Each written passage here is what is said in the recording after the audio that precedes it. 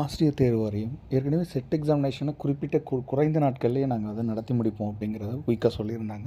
அதன்படி பார்த்திங்கன்னா set examination UGC வழிகாட்டு நெறிமுறைகளின்படி மாநில டிஎன் செட் எக்ஸாமினேஷன் கணினி வழி தேர்வாக வந்து சிபிடி எக்ஸாமாக மார்ச் 6, 7, 8 இந்த தேதி 9 தேதிகள் நடக்கும் அப்படின்னு சொல்லியிருந்தாங்க. அந்த குறைந்த காலகட்டத்திலே பார்த்திங்கன்னா ஒரு 25 நாள் கூட இல்லை அனௌன்ஸ் பண்ணியிருந்தாங்க. காலை மாலை இரு வேளையும் நடத்தி முடிக்கப்போம் அப்படின்னு சொல்லியிருந்தாங்க. அதுமாரி முடிக்கப்பட்டிருந்தது.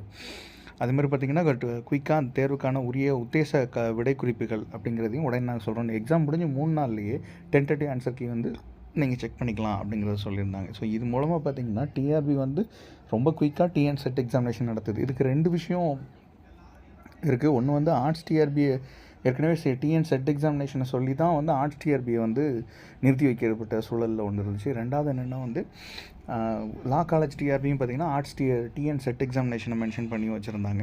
ஸோ இதெல்லாம் இப்போதைக்கு பார்த்திங்கன்னா ஆசிரியர் தேர்வு வாரிய இணையதளத்தில் வந்து TRB.TN.GOV.in வெப்சைட்டில் கொடுத்துருந்தாங்க. தேர்வர்கள் தற்காலிக ஒத்திவைப்பு, அதாவது டென்டேட்டிவ் ஆன்சர் கீ வந்து நீங்கள் ஆட்சேபனை தெரிவிக்கணும்னா, அதாவது அப்ஜெக்ஷன் ட்ராக்கர் கொடுக்கணுன்னா 13/3/2025 முதல் 15/3/2025 வரை உங்களுக்கு கால அவகாசம் வழங்கப்படுது. ஸோ இதுக்கு முன்னாடி நான் சொல்லியிருந்தேன் பார்த்திங்களா, செட் எக்ஸாமினேஷன் அது ரிலேட்டடாக உள்ள விஷயத்தை ஏற்கனவே நம்ம வீடியோ போட்டிருந்தோம். அது இந்த வீடியோக்குள்ள நான் லிங்க்கில் போட்டிருக்கேன். அதை டேரெக்டாக நீங்கள் கிளிக் பண்ணி பார்த்துக்கலாம்.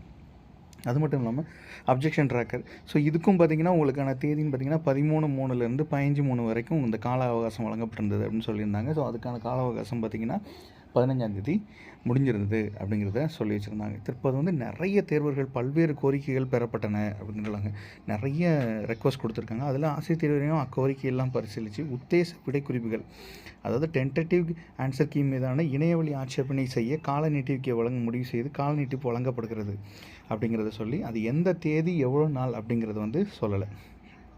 மேலும் எல்லா கேண்டிடேட்டும் பார்த்திங்கன்னா உங்களோட ரெஸ்பான்ஸ் சீட்டை பதிவிறக்கம் செய்ய நடவடிக்கை மேற்கொள்ளப்பட்டு வருகிறது. அதற்கான தகவல் குறுஞ்செய்தி மூலமாகவோ மின்னஞ்சல் மூலமாக தேர்வுகளுக்கு தெரிவிக்கப்படும் அப்படின்னு சொல்லியிருக்காங்க.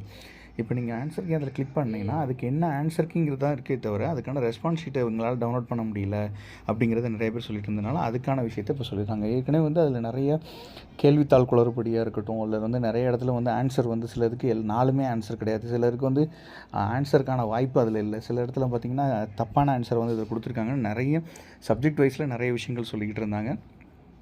இந்த எக்ஸாமில் வந்து ஒரு கொஷினுக்கு ஆன்சர் கீயை விளையாடுறதுல வந்து இவ்வளோ அப்ஜெக்ஷன் இருக்கா. அதாவது வந்து இது ஏற்கனவே சொல்லியிருந்தாங்க, அப்ஜெக்ஷன் கொடுக்குற மாதிரி இருந்தால் நீங்கள் கைடையோ மற்ற எதையும் யூஸ் பண்ணக்கூடாது. நீங்கள் எல்லாமே யூஸ் பண்ண வேண்டியது ஒரே ஒரு விஷயம்னா அது ப்ராப்பர் ரெஜிஸ்டர்டு புக்காக தான் இருக்கணும் அப்படிங்கிறதையும் ஏற்கனவே சொல்லி வச்சுருந்தாங்க. அது